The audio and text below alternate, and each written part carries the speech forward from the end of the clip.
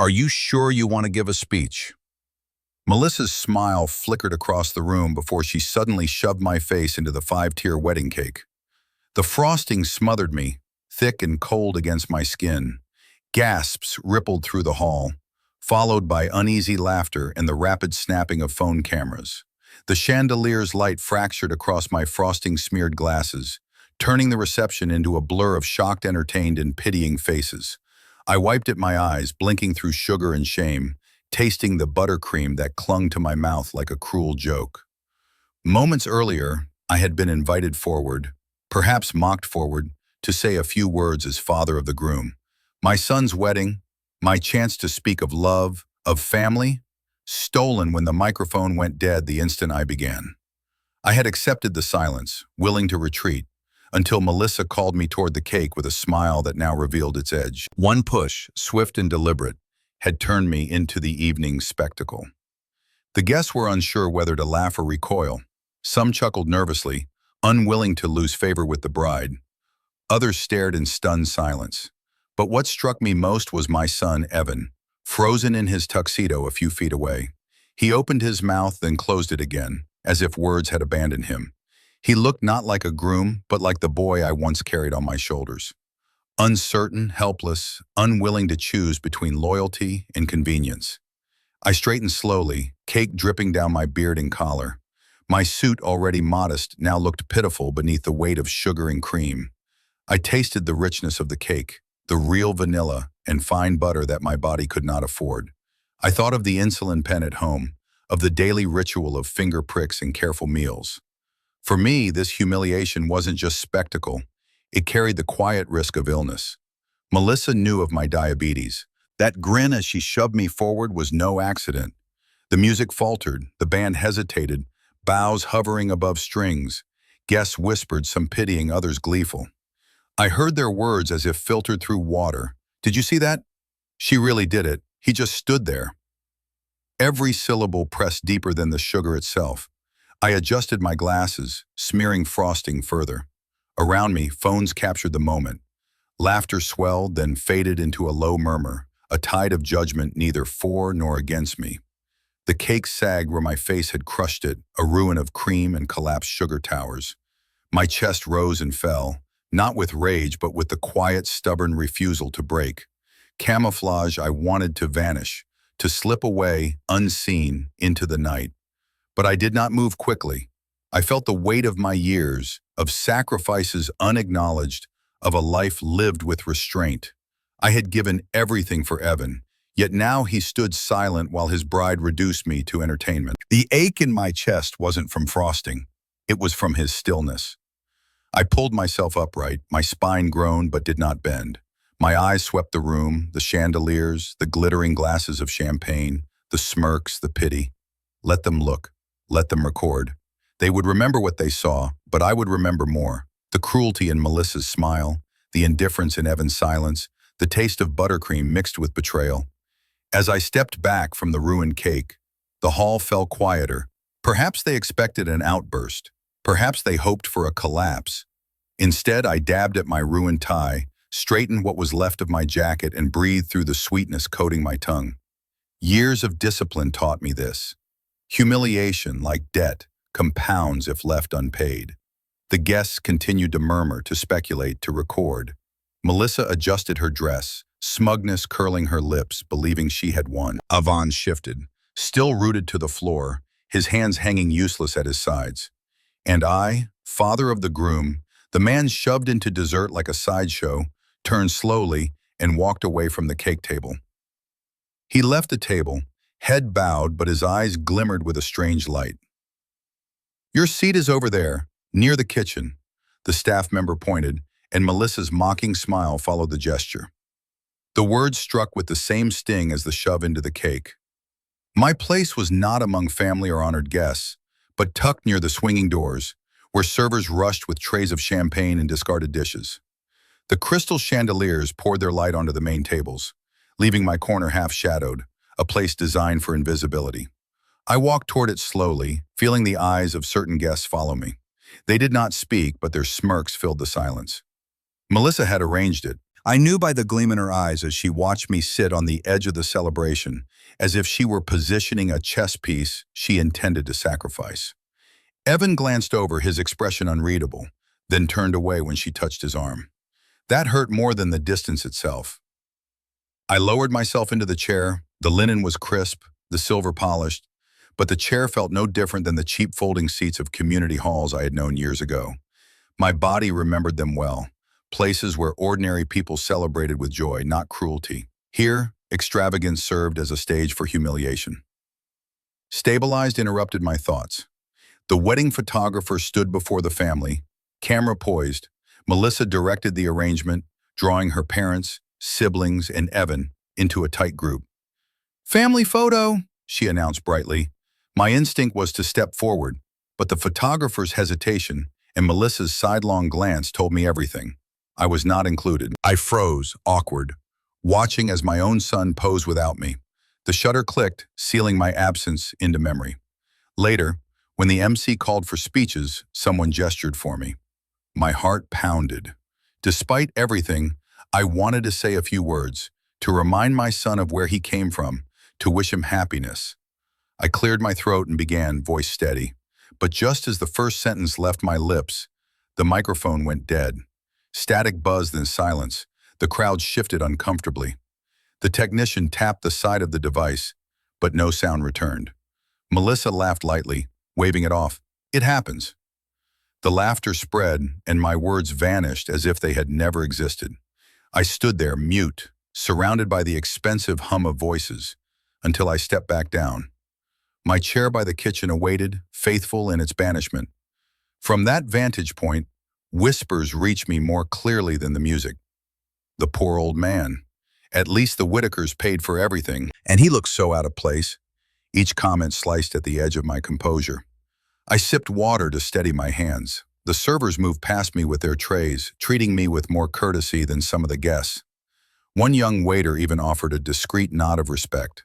Small mercies kept me upright. Then fate handed me Salder's slip from the hands of the wedding planner as she hurried by. Papers scattered across the polished floor. I bent, slower than I once was, to gather them. Among the menus and schedules lay a seating chart. My eyes caught a note scribbled in the margin. Bride's side, low profile. The words burned into me. They had not merely forgotten me, they had planned it, written it down, executed it with precision. I folded the paper carefully, tucking it inside my jacket pocket. My pulse slowed, not with resignation, but with resolve. Evidence, however small, had a weight of its own. I sat back in the humble chair by the kitchen, frosting still faintly sticky at my collar, my son silent at the head table, Melissa glowing in victory. Around us, the celebration continued, glittering and deafening, but within me, a different rhythm had begun. Quieter, steadier, patient. He slipped the note into his jacket pocket, his eyes calm with patience. "This table has witnessed my whole life." I sat alone at the old wooden kitchen table, its surface scarred with the history of dinners, arguments, birthdays, and quiet mornings.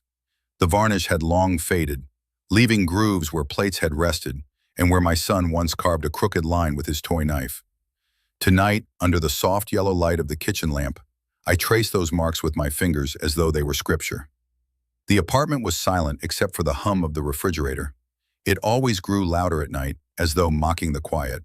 I leaned back in my chair and let the memories roll forward, uninvited but unstoppable. The wedding hall's chandeliers had burned into my mind, too bright, too polished, so different from the humble glow of this lamp. Here, my world had been lived in honesty. There I had been displayed as a target. I remembered the mornings when I used to leave before dawn for the railroad yard. My hands carried the ache of steel and grit, of long days spent under sun and snow. Wages had been modest, but I carried home enough to keep the lights on and food in the pantry. This table bore the proof.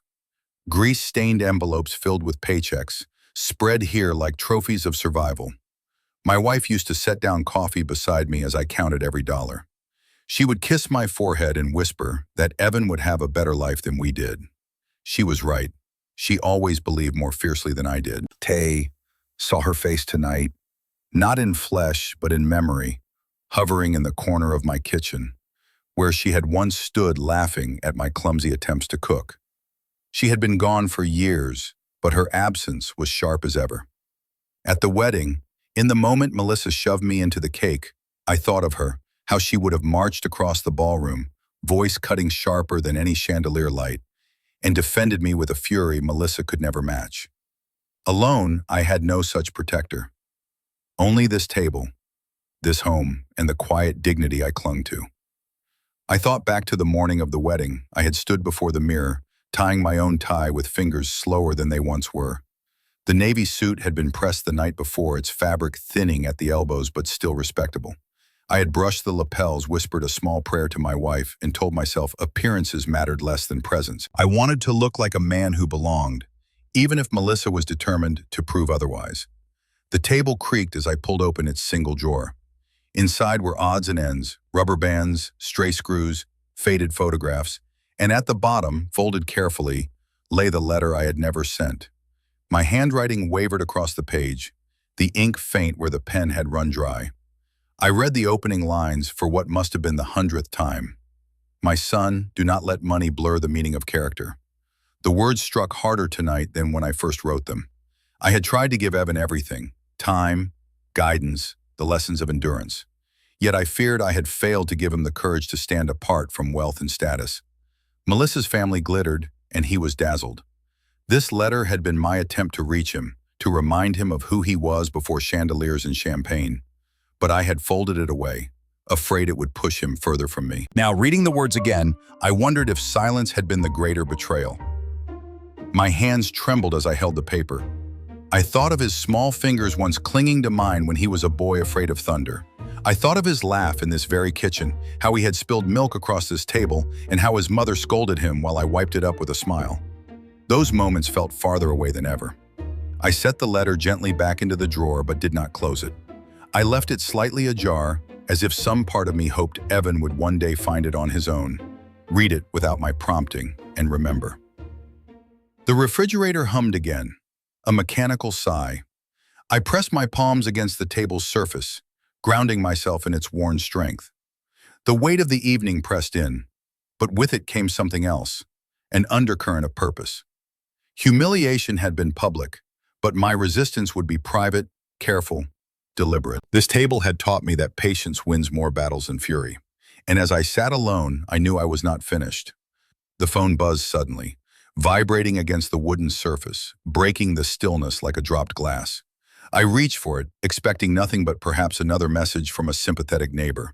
Instead, on the screen glowed a message from an unfamiliar number. I have a video of the bride bragging, she would humiliate you. My name is Jake. I've got something you need. The young waiter's hand shook as he slid a small USB drive across the table. We were in a cafe near the old train station, the kind of place where steam clung to the windows and the smell of roasted beans lingered in every corner. Outside, the night pressed cold against the glass, streetlights casting pale pools across the cracked pavement. Inside, the hum of the espresso machine covered our voices, and yet Jake still spoke in a whisper, as though afraid the very walls might betray him. I studied him carefully. He couldn't have been more than 20. A boy, really, still carrying the restless energy of youth. His black uniform from the wedding reception looked out of place here, sleeves wrinkled, name tag tucked hastily into his pocket. He looked like he hadn't slept since that night. His eyes darted toward the door each time it opened. I shouldn't even be here, he muttered, voice low. If they find out, I'll lose my job, maybe worse. I nodded, keeping my own voice steady. Take a breath, tell me what you have. He swallowed hard, pushed the USB closer. I was near the dessert table before it all went down. I had my phone out, recording, just messing around. I caught her, Melissa. She was talking to her bridesmaids. She said it like it was a joke, but he trailed off, eyes dark with unease. I plugged the USB into my small laptop, the kind of battered machine I'd used for years to check markets and news. The screen flickered to life, and then there she was, Melissa, perfect in makeup and pearls, her voice carrying the smugness of certainty. Tonight I'm going to put the old man in his place, she laughed, champagne glass in hand. Can't wait to see cream dripping off his beard. The sound hit me harder than the shove itself, Laughter erupted around her in the video, her friends giggling, complicit. My stomach twisted, but I kept my face still. To Jake, I offered only a quiet nod, though inside my blood beat against my temples. He leaned forward, nervous. I didn't know what to do. Everyone thought it was funny, but it wasn't, not to me. I thought, maybe you'd want this, maybe you could. I don't know. Fight back? His words carried the trembling hope of someone who still believed in fairness. I envied that. I remembered being his age, convinced the world rewarded decency. Decades of work had taught me otherwise. But here was a boy risking his job to hand me truth. That meant something. I closed the laptop gently and set my hand over the USB. You've done more than you know, I said. He hesitated. So, you'll use it? I let the question hang in the air. In my mind, images cascaded. Melissa's smirk, Evan's silence, the sea of guests with phones raised. Humiliation multiplies when unchecked, but so does truth. I drew a slow breath. Yes, this doesn't get buried. Not this time. Boy's shoulders slumped with relief. Still, fear lingered in his eyes. They'll come after me if they find out. Melissa's family, they've got money, connections.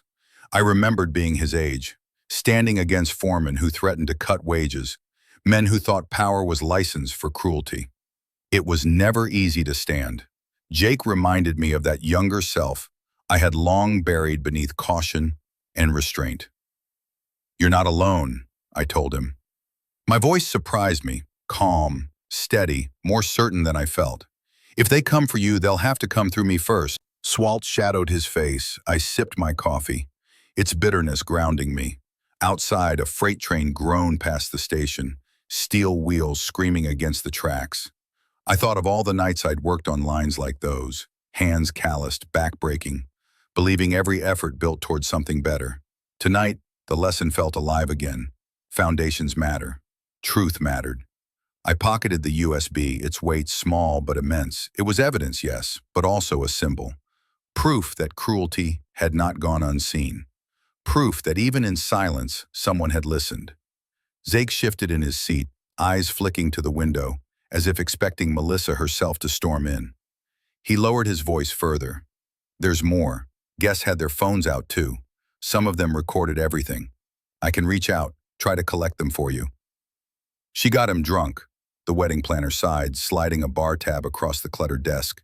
Her office smelled faintly of stale coffee and ink. Piles of papers lay scattered on every surface. Menus, contracts, seating charts, all marked with frantic notes.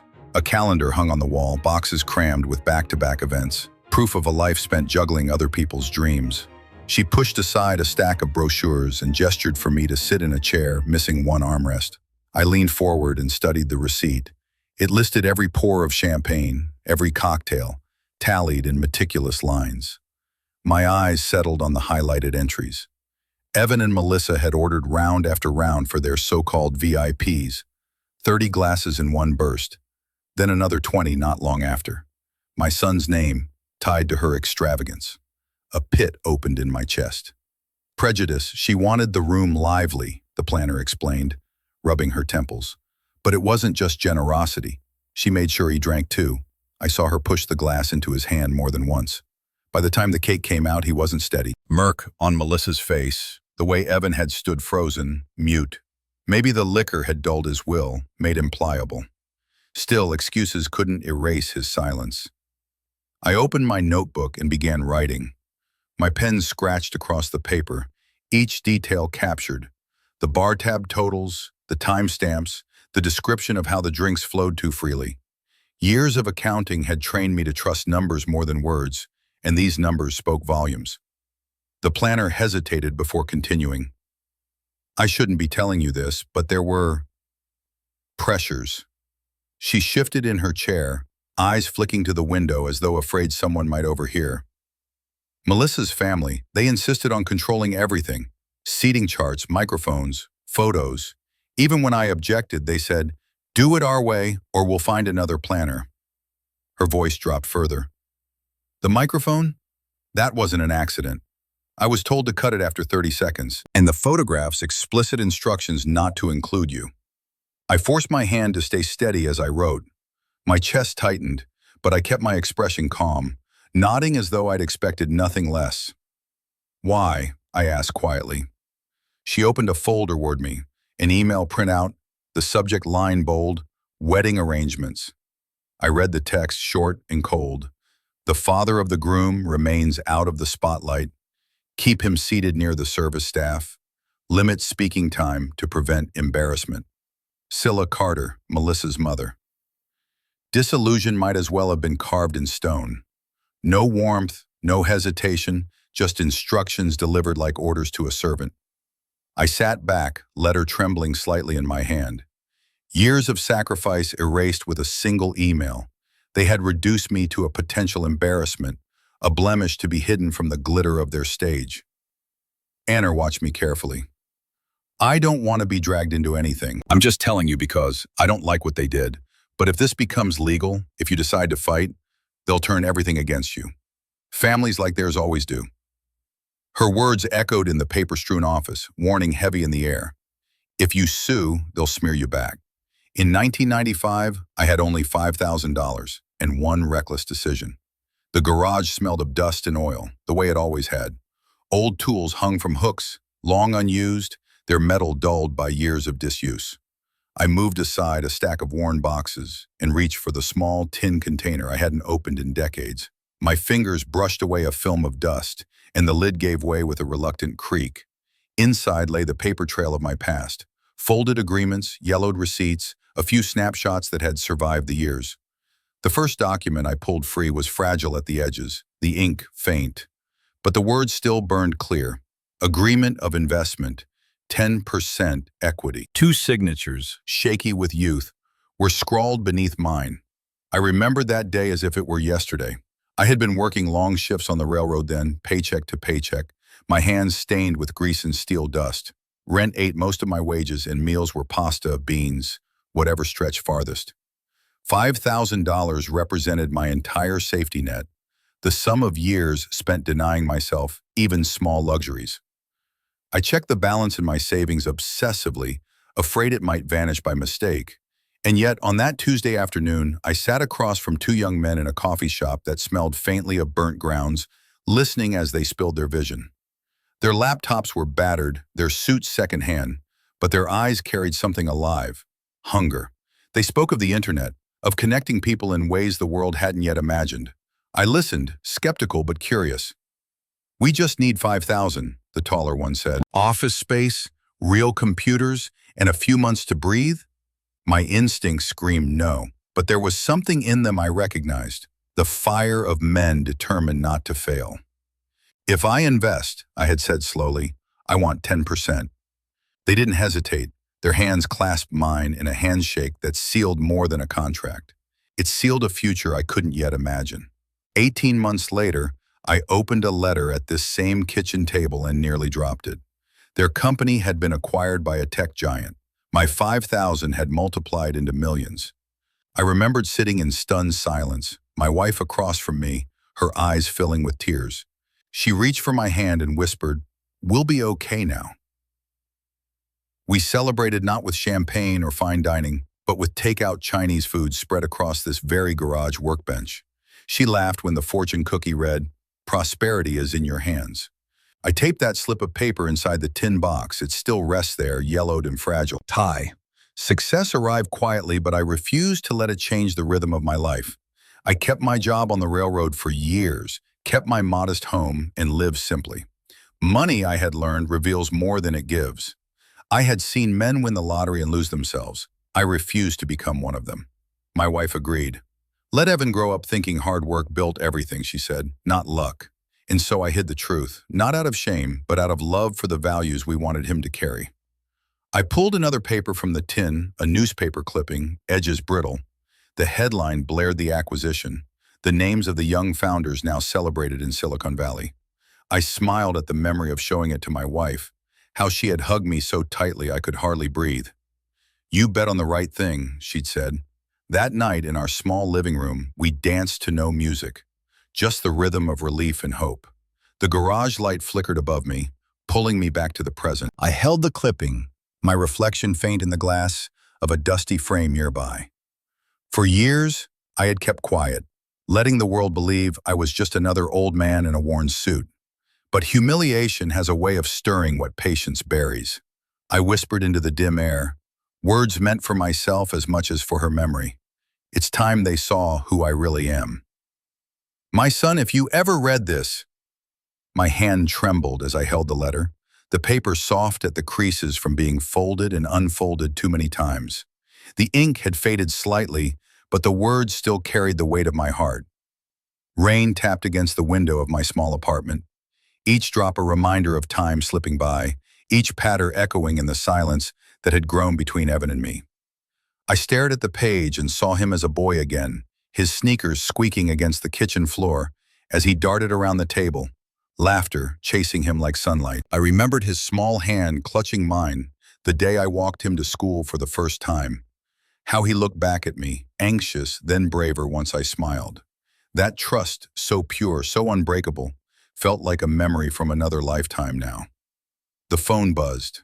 I picked it up with a pulse of hope, but the message drained it instantly. Don't cause more trouble. Just that, no greeting, no warmth, only cold distance shaped into 3 words. My chest tightened as though the rain outside had seeped into my ribs. He wasn't protecting me. He was protecting her, his new family, the glittering circle that had mocked me as though I were a relic to be discarded. I set the phone down and unfolded the letter fully. My son, do not let money blur the meaning of character. The words stared back at me like an accusation. Was I writing to him or to myself? For years I had lived quietly, wealth hidden, values placed above displays. Had I hidden too much? Had silence built a wall between us that no paper could bridge? Melissa's face flashed in my mind, smug and certain, standing between us like a shadow that bent his loyalty. I saw her hand gripping his arm at the wedding, pulling him closer as if to remind him where his allegiance should lie. And I saw his eyes, confused, darting, unable to rest on me for more than a heartbeat. The rain grew heavier, blurring the city lights outside. I pressed my palm against the glass, feeling the coolness seep into my skin. How many times had I watched storms roll over this town, waiting for Evan to come home from school, then from college, then from work. The storms always passed, but this estrangement felt endless. I lowered myself back into the chair and lifted the letter again. The paper shook as much from the weight of memory as from age. Slowly, deliberately, I tore it in half. The sound was sharper than I expected, a crack through the silence. I let one half fall to the floor, the other I kept, the part that mattered most. Character is worth more than gold. I read that line over and over until the words blurred into shapes, until I could almost hear my wife's voice whispering them beside me. It was the truth we had lived by, the truth we had tried to pass to our son. Even if he could not see it now, even if wealth and appearances blinded him, I would not let that truth die. Cookern half of the letter lay crumpled at my feet, but the last lines remained in my hand, a talisman of what I refused to abandon. The rain outside slowed, softened to a mist. I leaned back, weary, yet unwilling to surrender. The phone rang suddenly, sharp in the quiet. I hesitated before answering, heart caught between dread and longing. Evan's voice came through, thin and shaken. Dad, something's spreading online. Who leaked that video? Who did it? Melissa screamed into the phone, her voice sharp enough to cut through the polished walls of the luxury hotel suite. I wasn't there in person, but I didn't need to be. The entire city seemed to pulse with the same rumor. My phone lit up with notifications, links, screenshots, angry comments spreading like wildfire. A clip of Melissa laughing, glass in hand, describing how she would shove my face into the wedding cake. Her smugness was now public property, dissected by strangers who did not know my name yesterday, but were now demanding justice. On the screen, I saw glimpses of the chaos. Guests had posted, tagged, shared. Cruelty on display. This is abuse. Imagine treating your father-in-law like this. The comments scrolled endlessly. A digital jury without patience for excuses. Melissa paced the hotel room like a caged animal. Her gown, still untouched in its garment bag, swung as she brushed past it. "This ruins everything," she snapped, throwing her phone on the bed before snatching it back again. "Evan, did you send it? Did you?" He stood near the window, shoulders tense, eyes hollow. "No, I didn't." "Then it's him." Her voice dripped with venom. "Your father. He's behind this. He wants to humiliate us. He wants to tear down everything we built." "Melissa," he began, but she cut him off with a glare that froze him. "You're going to call him," she ordered. "You're going to tell him to stay quiet, to deny everything, or else we bury him. We will not let some old man's bitterness destroy our name." Her parents hovered nearby, stiff in their designer clothes. Priscilla whispered in her daughter's ear, her face pale with panic. Eldon kept adjusting his cufflinks, his silence betraying both fear and calculation. They weren't concerned about truth, only about control. My own phone buzzed again. A message, short and sharp. "They will release a press statement against you." I sat in my modest apartment, the rain still dripping outside, the torn half of the letter on the floor beside me. My small living room could not have been further from the grandeur of their hotel suite, but the difference gave me strength. Here, every object told the truth. The worn sofa, the photographs, the walls that had heard laughter and sorrow. No amount of chandeliers could compete with authenticity. Evan's voice cracked through the phone again, this time a call. I listened silently. "Melissa, this is going too far. Maybe we should—" "Should what?" she snapped. "Stand there and let him make us look like fools? He's nothing without us. He's a poor old man pretending to be important. He doesn't get to win." "Okay," her words, venomous and loud, seemed to echo even into my small apartment. I closed my eyes and let the storm of her voice wash over me. Evan's silence stretched, the sound of someone caught between loyalty and conscience. I pictured his eyes, flicking back and forth, searching for a path that didn't exist. "You're going to choose?" Melissa hissed. "Me or him? And if you choose him, you lose everything we've built. Do you understand?" The line went quiet, except for Evan's shallow breathing. He was trapped, but a son cannot entirely silence his blood. I could almost feel the fracture inside him widening, the tension of two worlds pulling him apart. I didn't rush, I didn't plead. I simply waited until the silence weighed too heavy, then let my own voice cut through it. Calm, quiet, resolute, let character speak. "Thomas, you can't let them bury you any longer." Susan Harper's voice carried the firmness of a gavel as she leaned across her desk. Her office was small but orderly, books lined up like soldiers behind glass. The cool white light overhead reflected off framed certificates, reminders of a career built on precision and resolve. I hadn't seen her since my wife's funeral years ago. She had stood quietly near the back, offering a hug that said more than words. Now, she faced me with eyes sharpened by decades in court. I slid the USB drive across the polished wood. "You need to see this." Shameful it into her computer, and soon Melissa's laughter filled the sterile office. The words rang out with cruel clarity. "Tonight I'm going to put the old man in his place. Can't wait to see cream dripping off his beard." Susan's jaw tightened. Lip-ended, she sat back, folding her arms. "That's not a prank.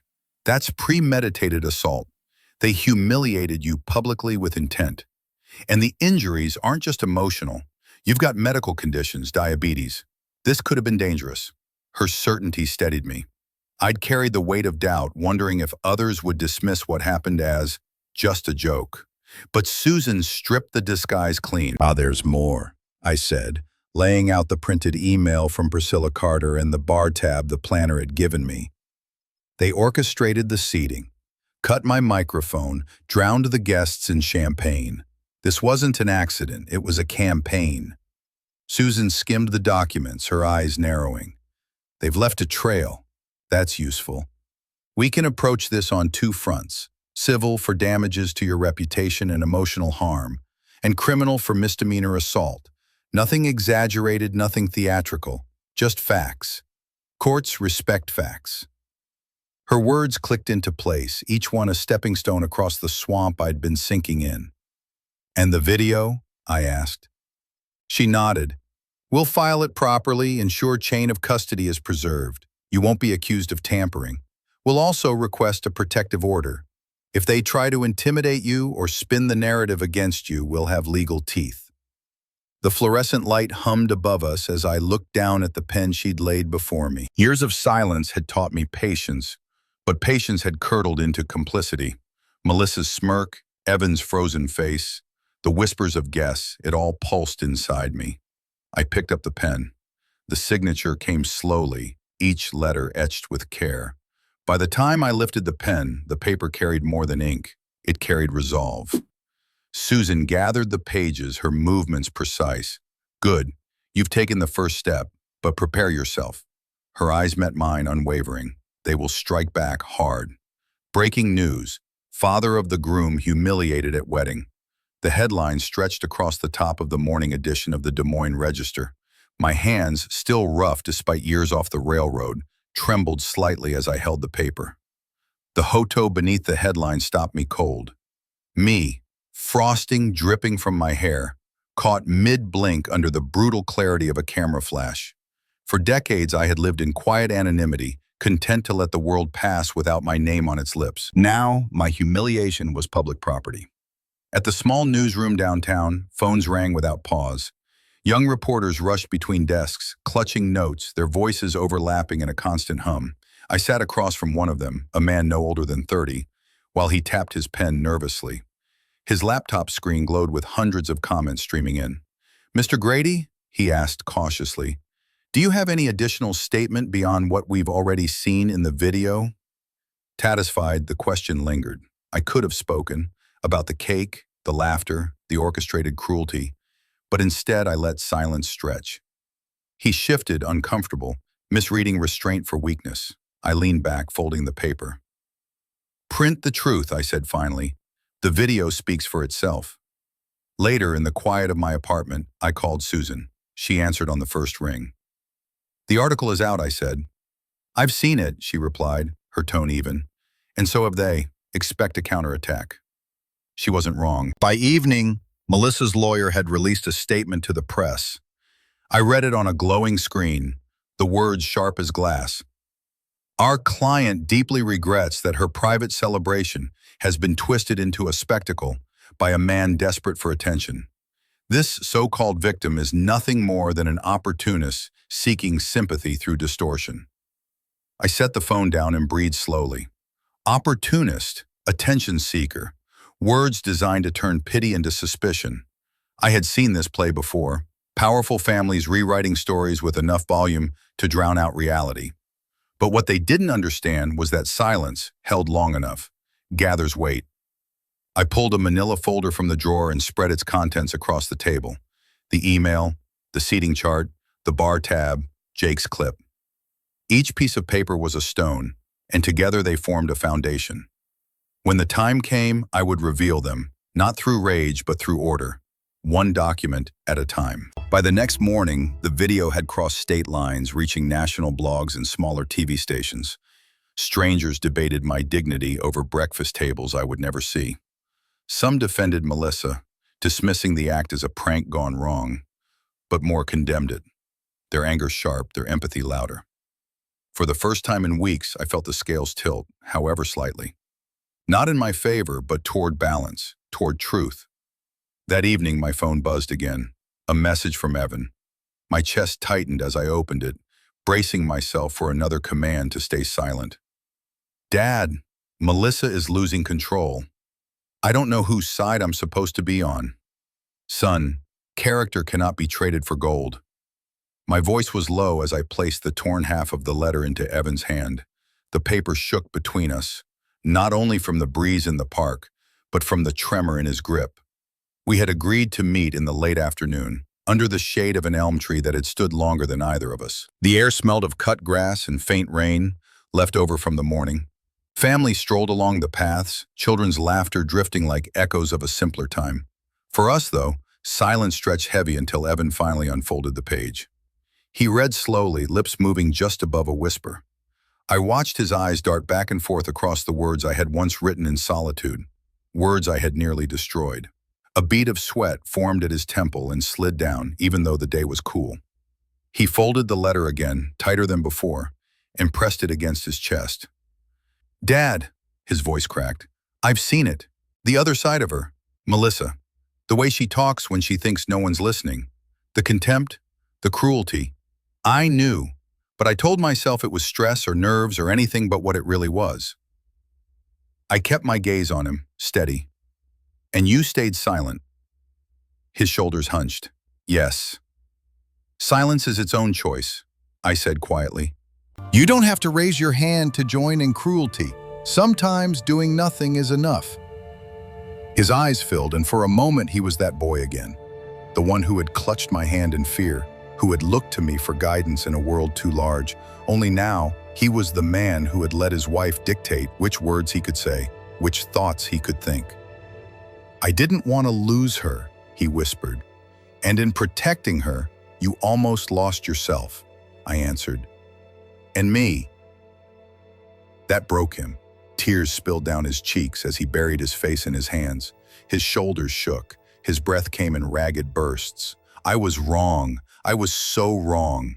I put a hand on his back, the way I had when he fell off his bike years ago, when his knee bled and he thought the pain would never end. You're still my son, I told him. Nothing erases that, but you have to decide who you are, not who she tells you to be. Urgency.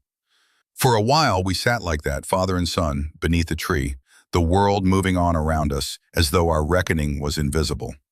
I felt both the weight of years and the fragile hope of a bridge not yet burned. Phone rang. He pulled it out with trembling hands. The name lit up the screen, bright and undeniable. He pressed it to his ear, and her voice exploded into the quiet of the park, sharp and furious. If you meet that old man again, don't bother coming back here. Please step forward. The judge's voice carried across the room. The county courtroom felt colder than it looked. Hard benches, polished rail, a clock that ticked with surgical precision. Fluorescent light washed the wood in a colorless sheen. I sat beside Susan at counsel table, palms flat, breath measured. Across the aisle, Melissa kept her chin high, but her fingers worked the silk at her wrist. Evan sat one row behind her, eyes down, as if reading a script he no longer believed. The bailiff opened the side door and Jake stepped in, small against the seal of the state mounted on the wall. He held the USB in both hands as though it might burn him. The clerk swore him in. His "I do" sounded too soft for a room like this. He took the stand, spine ramrod straight, stare fixed on the judge, not on Melissa. Susan rose. Mr. Miller, please tell the court where you were positioned during the reception. Near the dessert table, he said, voice thin but steadying. I was clearing glassware when I heard the bride speaking to her friends. I recorded a bit on my phone. Later, I copied the file onto this drive. He glanced down at the USB. I knew someone should see it. Did anyone ask you to create that recording? No.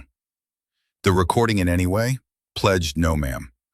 Susan held out an evidence bag.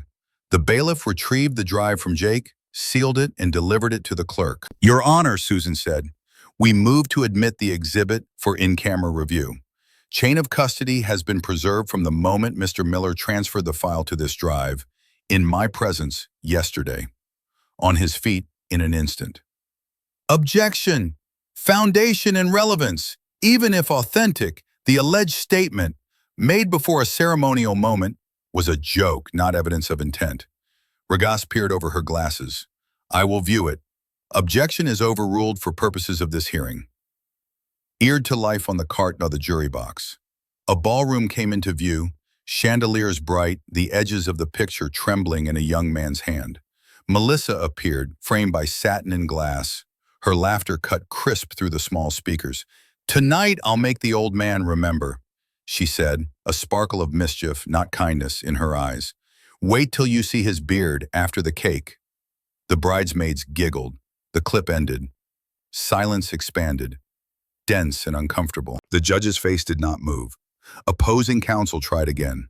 Your Honor, youthful banter at a private event cannot transform a prank into a crime. No reasonable person. Unconscious Susan stepped forward, voice tempered steel. The statement shows premeditation. The conduct that followed, shoving a 67-year-old man with diabetes into cake, created foreseeable risk of harm and public humiliation. This is not banter. This is intent. The judge turned to Jake. Mr. Miller, were you pressured by anyone to testify today? No, Your Honor, I was afraid to come, but it was the right thing. His words hit me harder than the video. A kid risking the little he had to say what grown men wouldn't. Opposing counsel pivoted. Mr. Miller, you're a part-time server, correct? You hope to profit from the notoriety of this story, views, followers, perhaps tips? Jake flushed.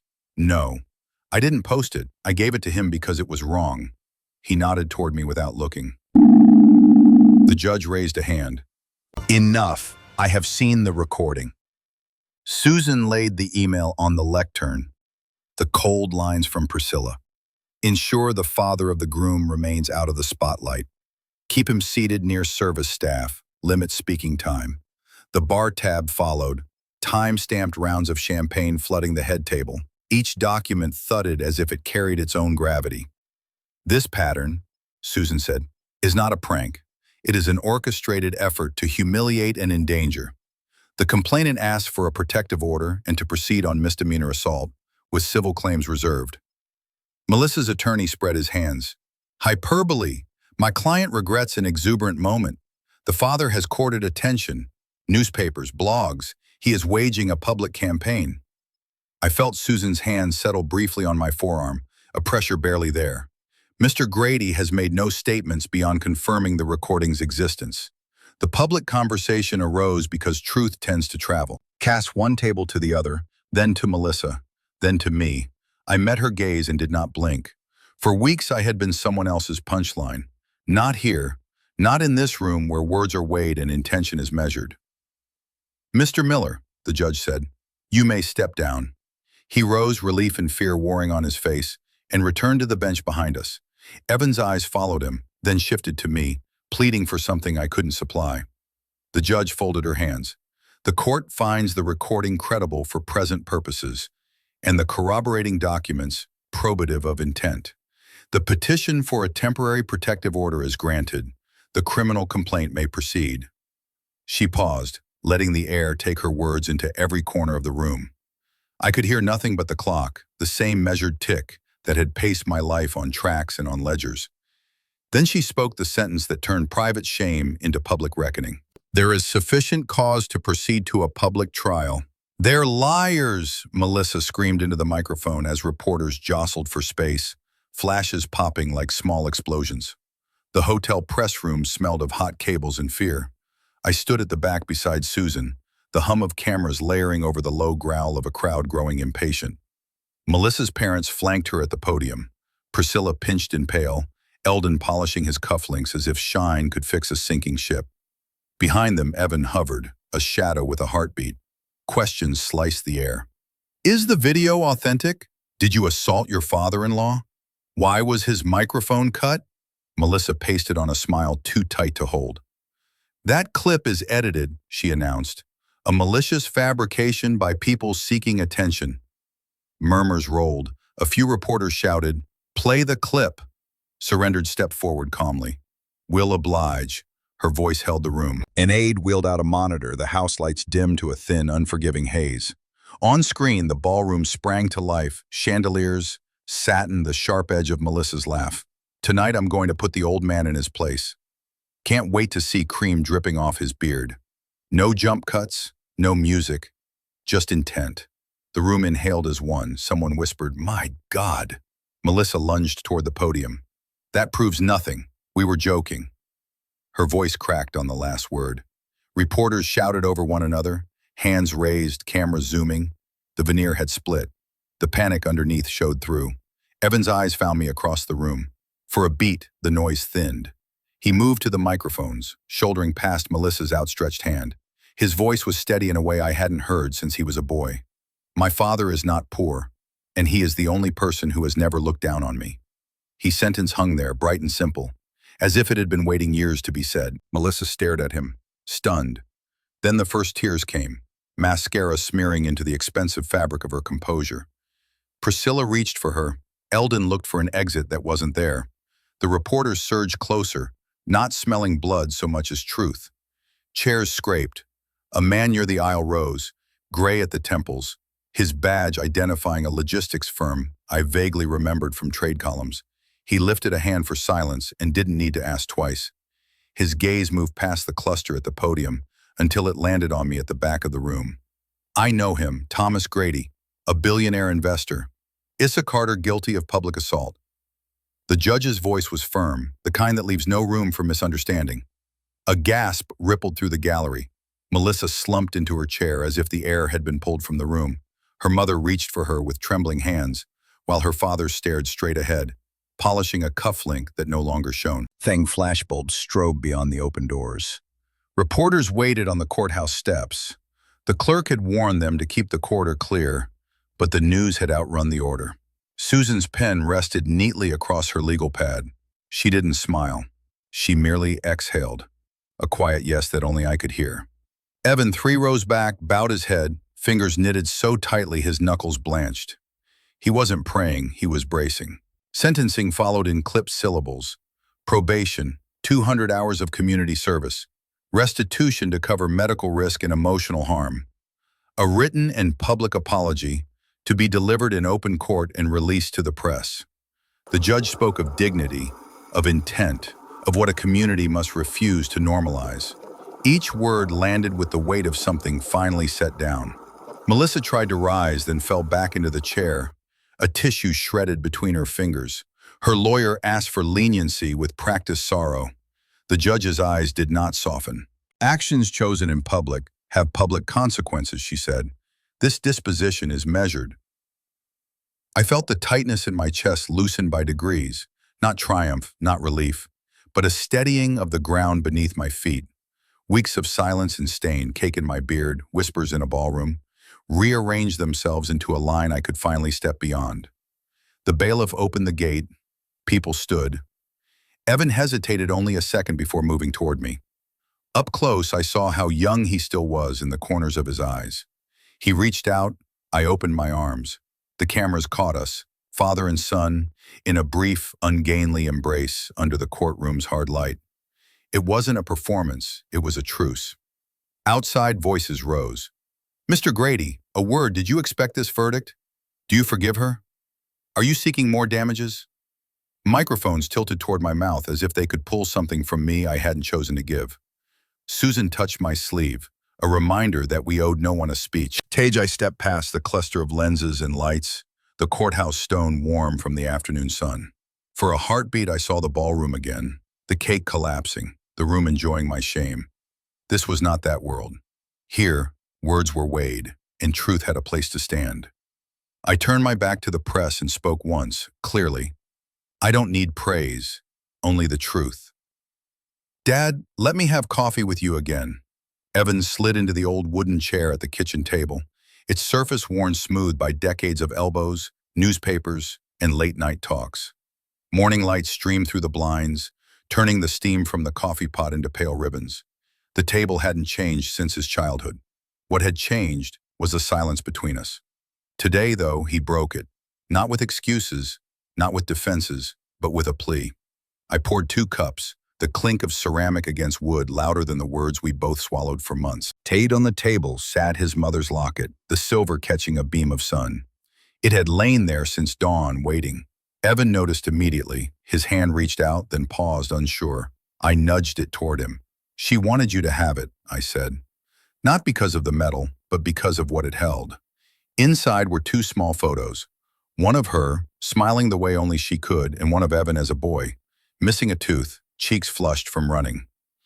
Evan closed the clasp gently, his thumb brushing the worn edges. We cooked a simple breakfast together, eggs, toast, coffee black. No extravagance, no ceremony, just the ritual of hands moving in sync, father and son reclaiming a rhythm. Between the scrape of butter knives and the hum of the coffee maker, words began to return. I thought money would shield me, Evan admitted, voice low. I thought silence would keep things from breaking. But all it did was leave you standing there alone. Unofficial down my fork. You didn't just leave me, son. You left yourself. But we find our way back, not by erasing shame, but by carrying it honestly. His eyes blurred, and then the tears came. He pressed his palms against them, as if ashamed to weep at the same table where we had once laughed. I let you suffer the humiliation alone. I can't take that back. I reached across the table, fingers resting on his wrist. You're here now. That matters more than the crowd that laughed. Unprotected, the kitchen grew quiet, the kind of silence that heals instead of wounds. The scent of coffee lingered, the locket glimmered between us, and for the first time in a long time, I felt the weight begin to lift. Then the doorbell rang. Evan stiffened, wiping at his eyes. I rose, heart steady. When I opened the door, Jake stood there, a folded letter in hand, his expression solemn. "It's a thank you note," he said softly, "for the man who reminded us all what dignity looks like." Accompany not let this story end with a courtroom verdict. My voice carried through the small community library, its walls lined with shelves of worn books and photographs of the town's past. Rows of folding chairs were filled, neighbors, students, local reporters, faces familiar and new. The room smelled faintly of paper and polished wood, the kind of place where truth feels at home. I stood at the podium with Evan beside me, Jake in the second row, Susan near the aisle. They had each carried part of this journey, and now they witnessed what it was meant to become. Today, I continued, we launched the Des Moines Kitchen Table Fund, a scholarship for students who know what it means to start with little, but who refuse to surrender their dignity. Applause broke out, genuine, not polite. Jake leaned forward, eyes shining, and Susan's hand tightened on her folder with quiet pride. The headlines had shifted long ago, from poor old man humiliated to billionaire of integrity. Yet standing here, I did not feel rich. I felt grounded. Every dollar I had invested decades ago, every silence I had endured, every insult I had swallowed, it all pointed toward this moment, using what I had not to dazzle, but to lift. Evan stepped forward, his voice strong though brief. "My father taught me that dignity cannot be bought. I forgot that once. I will not forget again." He placed his hand on my shoulder, and I felt the crowd lean into his words. I looked across the faces, students with notebooks, elders with folded arms, workers still in uniforms. None of them looked at me with pity. Not one pair of eyes measured me by the cut of my suit or the brand of my car. They saw a man who had stood, endured, and chosen to turn his ordeal into something larger than himself. The applause swelled, not for wealth, but for a truth too old to die. That character is the only legacy worth leaving. Later, when the evening quiet returned, I walked back into my apartment. The light was soft, the air calm. I sat at the same kitchen table that had borne my meals, my grief, my son's tears. The locket glimmered faintly in the lamplight, the coffee cup still warm in my hands. And I knew, I whispered, the true legacy had just begun. Justice was not swift, but it was steady, transforming a moment of public humiliation into a legacy of dignity and truth. What began with ridicule and betrayal ended with accountability, reconciliation, and a quiet reminder that no wealth or influence can erase the weight of conscience. Justice may arrive late, but it resonates like the final chord of a long-forgotten melody, echoing until all are forced to listen. In the end, one man's refusal to bow became the seed of change for everyone watching. If you enjoyed this story, don't forget to like, share, subscribe, and comment your thoughts below. Type 1 if you resonate with this story.